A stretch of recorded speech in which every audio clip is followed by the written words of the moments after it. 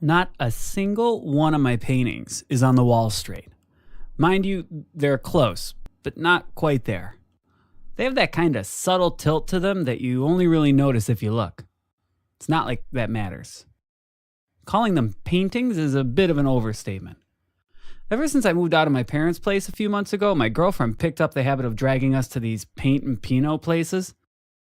You drink wine while trying to slap paint on a canvas in some semblance of shapes and colors.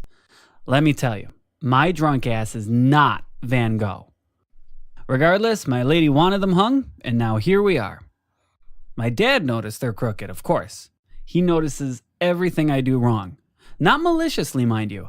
He notices things I've done wrong in his own passive-aggressive, I support your life choices, but kind of not really way that most dads do. He's an engineer, so naturally, anything else is a suboptimal career choice. English? I guess that works as a degree. What job are you going for with that? What's your plan? Dad, do I look like the kind of guy who actually plans? In hindsight, he had a point. I had aspirations to become an author. Still do. I've got this project I'm working on that'll knock George R.R. Martin out of the park. But there's not a lot of money in writing. Working as a copywriter for hire was not what I had in mind. However, you can't pay your landlord with inspiration or triumphs of writing. Life would be a lot easier if I could. Darn money and people's need for it. Speaking of money, you have to buy so much crap when you move out on your own. And not the obvious stuff like food or internet. I'm talking stupid stuff like Windex or salt or clothes hangers. Furniture. Now that was a killer.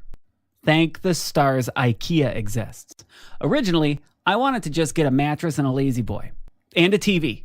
Real bachelor pad kind of stuff, you know? The necessities. Yeah, my old lady wasn't impressed with any of that.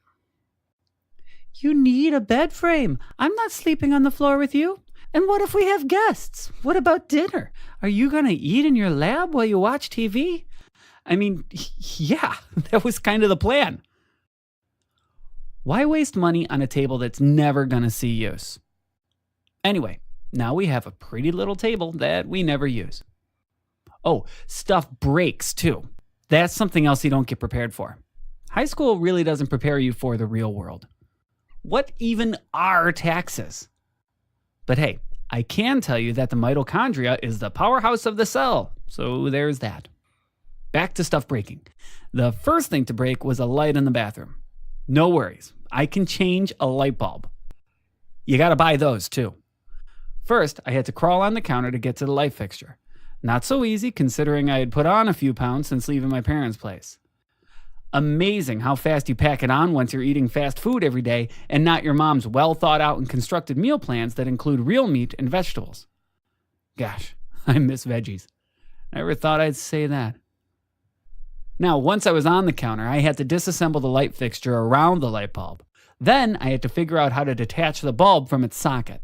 It was one of those weird fluorescent ones that you have to twist and press and kerjigger all at the same time. Thank goodness for YouTube. I don't think I would have figured that out on my own. At least, not without breaking several things at once. So then I dropped the old light bulb and broke it. Man, when fluorescent bulbs break, they shatter. Stuff literally goes everywhere. Once you think you have it all, there's another cluster of foot-slicing pieces that seems to come out of nowhere. For some reason, my girlfriend had a lint roller with her, and we used that to pick up the really tiny bits we had a hard time seeing. Next thing to break was the electrical outlets. Several of them, at the same time. I figured no big deal. Maybe it's just a loose connection at one of the outlets or something. That's how electricity works, right? I opened up one of the covers with an old screwdriver that my dad let me have. I vastly underestimated my understanding of electrical work. It was like looking at some steam cyberpunk monster. Dozens of wires, crisscrossing every direction, screws here and there. And was that tape? Who uses tape when making something so important? Found out later that tape is actually quite common when working with wiring and such. Didn't know that at the time, so I figured that must be a problem. I got in there with my screwdriver and fingernails trying to pry dusty black mass off of the electrical work. Eventually, I made progress, and most of the wiring was now exposed. I should probably note here that my ratty, gross, secondhand screwdriver had several chunks missing out of the handle, and the metal part was exposed. You ever feel what it's like to get whapped with the amount of power running through an apartment complex? It's not fun.